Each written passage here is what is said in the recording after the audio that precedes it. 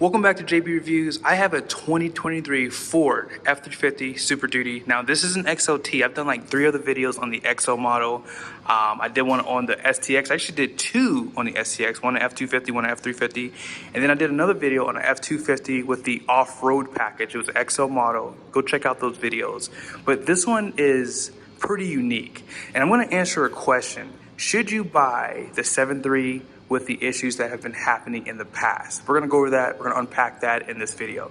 But special shout out to Larry H. Miller, Super Ford store here in Salt Lake City. If you are in the market, be sure to check these guys out. Let them know you saw the video. Let's get into it. Something I love about this new Super Duty is the options that they give you and the payload. That is like the #1 thing I see.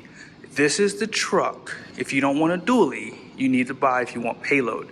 This is probably the truck I'm gonna recommend for a triple axle toy hauler. Now I haven't actually recommended it yet, but I will be doing a video on the numbers to see if this would actually work. But when you see the payload, you'll see what I'm talking about.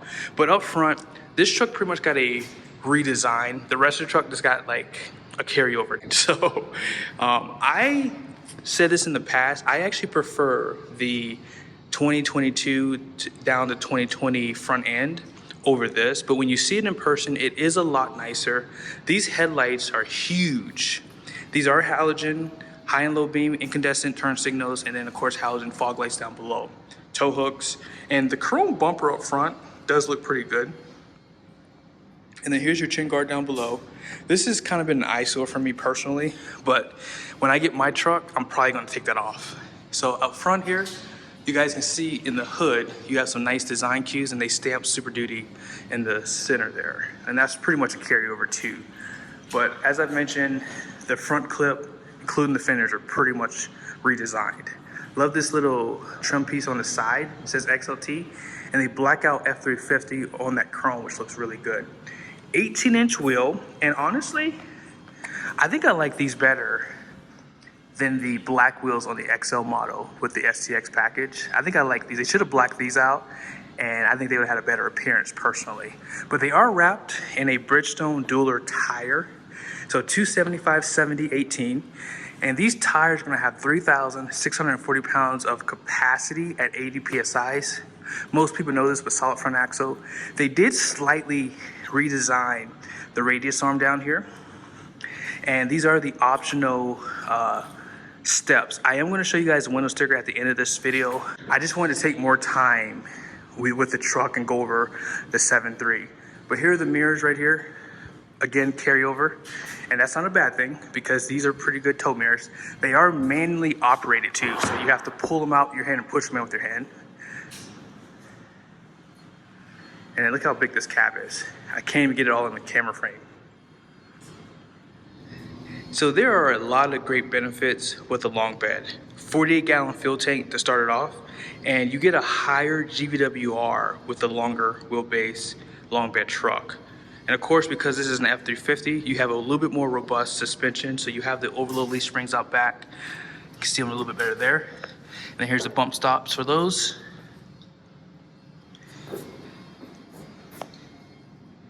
And then this one does have the FX4 package, so you're gonna have skid plates, things like that. Something new for the 23 model is the step, so you have one there in the back, and then one here on the side. One thing I recommend, because most of you guys know this, I have a GMC, it's like right there. I have these exact same steps. These steps are not for stepping out of the truck. I want to make that clear, because if you step out of this truck with these steps, you're going to scratch the side of your truck. So you want to make sure that you only use these to grab things out or to lock in your coupler for your gooseneck trailer or something like that. And then check out your taillights. I'm a little bummed that they cheaped out and just gave us incandescent bulbs. I mean, it's not a big deal, but when you think about like energy saving, that's what I like about LED lights. So I wish they would have maybe made LED taillights standard. Backup cameras right there. And unfortunately, this tailgate is not assisted. So not a big deal. I mean, hey, it's a truck. It's not hard to just open and close with your hand. Now this one has no bed lights, It doesn't have fifth wheel prep package, and as you see, no spray and bed liner. I've yet to see a Super Duty with the fifth wheel prep package and spray and bed liner. So I'm wondering if those are supply chain issues, and that might actually hold up my truck. Now let's go ahead and step in the back of the tailgate. There is some ice down here, so this is a good test for me. So you can pretty much put your hand here, of course, step in like this, and holy smokes, this is slippery. This is slippery. Okay, that's as far as I'm going. So here's the roof. There's a little bit of snow up there, but this is pretty much the same roof that they've had. And it looks like they're using incandescent bulbs in there. So if you get like an upgraded package with like the camera, I think that's all LED up top. There is no sliding glass too, keep that in mind. So this is the tailgate step. If my memory serves me right, I believe they made this longer to make it easier to step into the bed. And I don't think I would ever use this on my truck personally. I think that these steps on the side would suffice for me, and I would have deleted this on my build because this does make the tailgate a little bit heavier, and of course it's going to take away from your payload. I personally don't mind the steps on the side of the bed. I don't think they look bad at all. But let's go ahead and pop the hood of this F350. So obviously there's a lot of noise around the 7.3 having issues. I can't speak to whether Ford fixed those issues, but I'm pretty sure they're aware of those issues. So they did do some updates like tuning, and they did revise the intake on this truck. But this truck is known to have lifter failure and camshaft delamination. So one thing I'll tell you is this. A lot of this is starting to happen around 35,000 miles. So I don't know what type of maintenance you could really do to a truck to prevent that from happening. Obviously keep your oil change. You know, I would probably even run premium fuel to, you know, prevent the engine from pulling timing, things like that. So just keep in mind, every manufacturer has had lifter and cam failures. So don't think that because the 7.3 is having it, it's, you know, a one-off. I mean, welcome back to push rod V8s, guys. This is still the best gas engine answer if you need to tow a big trailer. So I've already towed with the 7.3 in a 2022. And when I get my truck, obviously I'm gonna be towing my fifth wheel, and I'm gonna load that sucker back up. We're gonna put 81 gallons of water in there. We're gonna beat that thing to death. And if I have cam issues, well, we'll find out on my channel. But 430 horsepower, class leading, 485 pound-feet of torque, class leading, and this truck does have a 10R 140 10-speed transmission behind the 7.3. So not only is this gas engine a great option because of the power, you have 10 gears of power availability. And that's what I love about this, because when you see this truck downshift, it's always in the broadband when you're towing a trailer from 4th all the way up to 10th gear. So you really have that torque where you need it at when you are looking to pull a big heavy trailer. And don't get me wrong, if you can obviously get a diesel, get a diesel. If you live in areas like this, like I live in Utah, and I got the 430 gearing on my truck because you do lose horsepower the further you go up above sea level. So that's where the turbo diesels come into play, because they have so much horsepower and torque, you probably won't notice a difference compared to a gas engine. All right, so here's the interior for XLT. This is very close to the XL model that I've done reviews on. It's not actually bad though, don't get me wrong. I think I would prefer a black interior. These do not tilt. You do have a telescopic steering wheel, however, automatic headlights, and then they have some bed lights too. And as far as the door card goes, soft touch, although this is hard plastic, automatic up and down for the front. And you can obviously control these mirrors. You still can't control that convex down below. That's how you lock the doors. Storage right there, and there's like a pocket.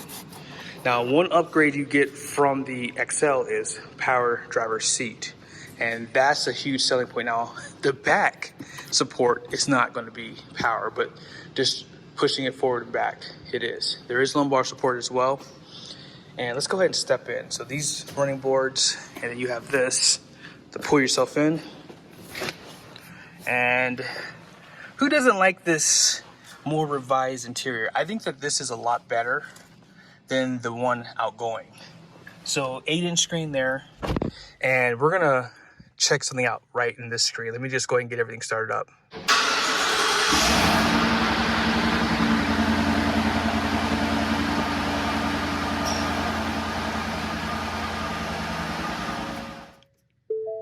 I love how in the animation they give you like a higher trim level Ford Super Duty.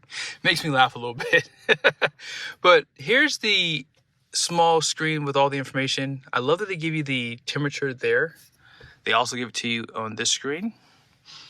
Some manufacturers don't give it to you on both sides, and so that's a huge thing for me. And I'm talking about the GM trucks. I'm not even gonna lie. That's who I'm talking about right now. But this is like the highlight for me. I can't wait to get a higher trim level because I want to show you guys this information. I love this. This is something I've been raving about with Ram, and Ford just went on ahead and did it too.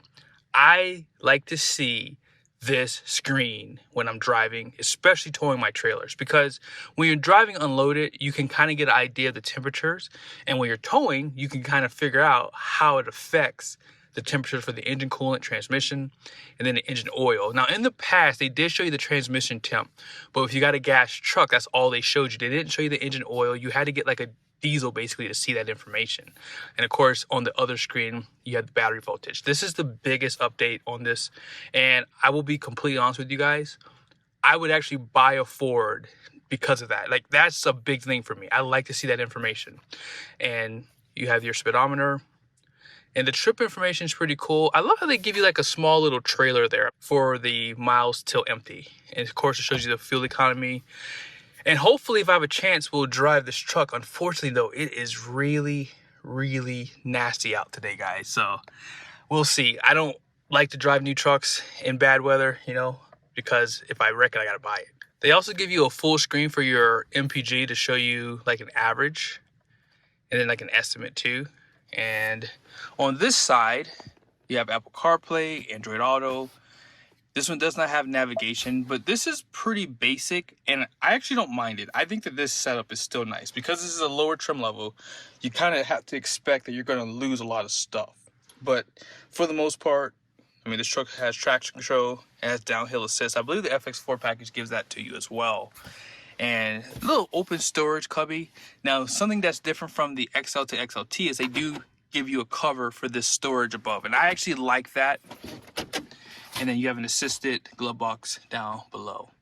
Here's some of your plugs, 12 volt, and then you have your 120 volt right there. And here's some of the controls for your audio, climate. You have a Type C, Type A USB, another 12 volt. And check out your driving modes too. You can't push it. I just tried to push it, I'll be honest. You have to either turn it clockwise or counterclockwise. So you have eco, tow haul mode, slippery roads, off-road, and that is pretty much it. As far as your four-wheel drive system goes, I noticed that they do not give you a 4A, which is for auto, but you can lock that rear axle right here. Trailer brake, and it does show you prompts in that screen there for that. And what else do you guys want to see? Let's go to settings. Let's see a few things in here. So you can add a phone. You can adjust things for the vehicle, if I can make it work. So yeah, here's some things here. Idle settings. You have, ooh, that's pretty cool. Vehicle shutdown in 30 minutes. That's nice. So if you towed a trailer for like, 6 hours and you need to stop, but you don't want to turn the engine off as soon as you get there, you can set a shutdown. I like that. I like that a lot. And then onboard modem serial number, I don't know what that is. And then you have real occupant alert and a few other things here. Features, you have something for towing, driver assistance, owner's manual. As I mentioned in the past, I will go into detail with this on my truck when I have a trailer actually. I should have brought my trailer here and hooked this truck up to it so you guys could have seen how I hooked up the trailer, but it's nasty outside. Cup holders, storage. This seat does provide an additional passenger, which gives you 6. If you want to put it down, here's a lever for that. And storage below the seat here. Up top, you have your auxiliary switches. sunglass holder or just regular storage, and then LED lights. Let's see if they give you a glass. So they do give you a mirror here on the XLT, but not on the XL. They do, however, give you one on this side for the XL, but it's not covered like this. So pretty much the door card is like the same as the XL. Got your window controls and how you open the door. 60/40 bench. This one does have vinyl flooring, which I'm not angry about. Seat back pockets. That's actually an upgrade too from the XL. You have Type C USBs, 2 of them there. Another 12-volt plug. And they provide lights right there with hooks to hang things. Nice. So are you guys ready to see this payload? I am ready to see this payload. I have not seen it yet actually, but I know it's high because the GVWR is 11.9, so that's huge for a gas truck. So here is the gross ax weight rating up front at 5,200 pounds. The rear gross ax weight rating is gonna be 7,230 pounds. And then the gross vehicle weight is 11.9 as I mentioned. And check this out, huge, huge payload. That is big boy payload. Like I said, this truck has the potential to tow a 20,000 pound trailer. Potential. Depends on your passengers and how you load your truck with your gear. If you have a big toolbox, 6 adults, you're not gonna be able to tow a big toy hauler. But at the end of the day, you can get pretty darn close to a triple axle. Maybe if it has like a dry weight of like 3,500 pounds or less, and if you're putting a big toy out back to kind of take some of the weight off the truck, this might be an option for you. But hey guys, thank you so much for watching this video. I hope it was helpful. Be sure to ask for Brian if you are in the market. I am gonna probably build a truck with him at some point, and I'm gonna give you guys a benefit for buying from this dealership, okay? So stay tuned for that. See you guys soon. This is the window sticker for the truck. This truck is available for sale at the dealership. I think someone might have backed out, but here's the specs for it. And then be sure to pause it for the standard equipment. Options are listed right here. And this one did have that 430 locking axle. And base price, destination, total price right here.